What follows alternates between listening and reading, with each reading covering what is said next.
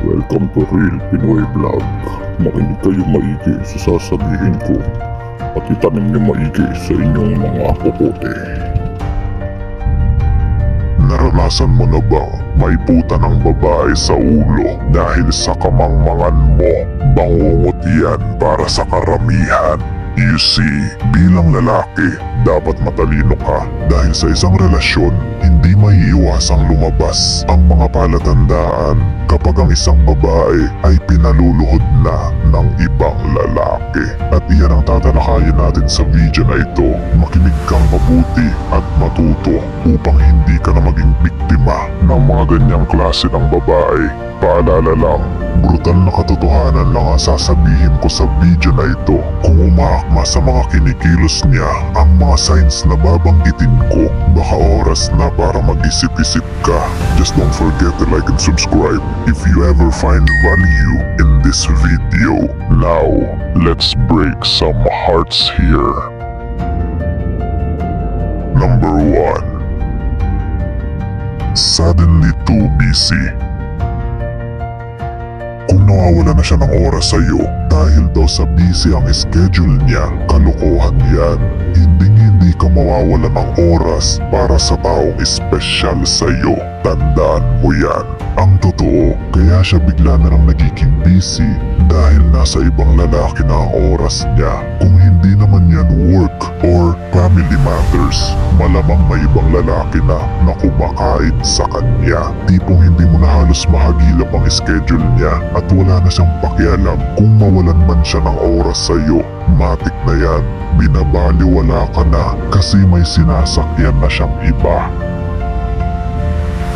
Number 2. Phone security. Kapag naging mailap na ang cellphone niya, tipong nakaparanoid na siya kapag hahawakan mo ito, matik na yan. May matinding tinatago yan. Tandaan mo, ang cellphone niya, ang primary tool niya para makipag-usap sa lalaki niya. Natural babantayan niya ito ng matindi dahil once na makita mo ang nakatago rito, tapos na siya. Katapusan na niya. Anong privacy? Walang ganon.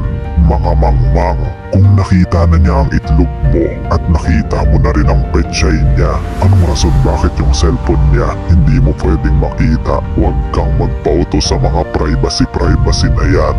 Defense mechanism lang yan ng mga cheater para pagtakpan ang mga kababuyan nila. Para ka namang bata kung hindi mo pa rin yan alam. Number 3.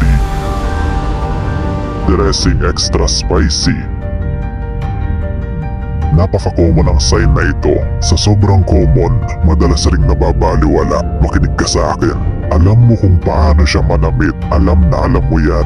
At ikaw lang ang makapagsasabi kapag may biglang nagbago sa pananamit niya. Lalo na sa tuwing lalabas siya ng bahay at pupunta sa kung saan man niya sabihin. Kapag napansin mo lang, may kakaiba sa pananamit niya. Tipong parang may extra spicy look siya na ginagawa. Delikado yan.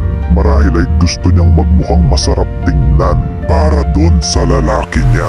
Kumbaga, nagpapaganda siya pero hindi para sa iyo. Dagdag effort na siya sa pananamit dahil may iba nang naghuhubad nito sa kanya. Number 4. Affection fading. Noon naniniwala pa ako sa mga fall out of love na yan. Pero na-realize ko, kalokohan lang pala lahat yan. Tipong bigla na lang nanlamig at nawala ng gana. Bigla na lang gumising ng hindi ka na mahal. Kalokohan, ikaw ang gumising sa katotohanan. Ang babae, kapag hindi ka na niyan mahal, masasabi mo na agad sa una pa lang. Pero kung mahal ka talaga niyan, tapos biglang nanlamig, walang duda, nagpapainit na yan sa iba. Tingnan niyo si Maris noong una, iniwan niya si Rico dahil hahanapin daw muna ang sarili. Kalokohan, naghanap lang pala ng talong na may asawa na. The point is, kapag unti-unti na siyang nawawala ng affection sa iyo at nag-iimbento na siya ng mga palusot para hindi magmukhang obvious, matik na yan. May nagpapaungol na sa kanyang iba. Number 5. Run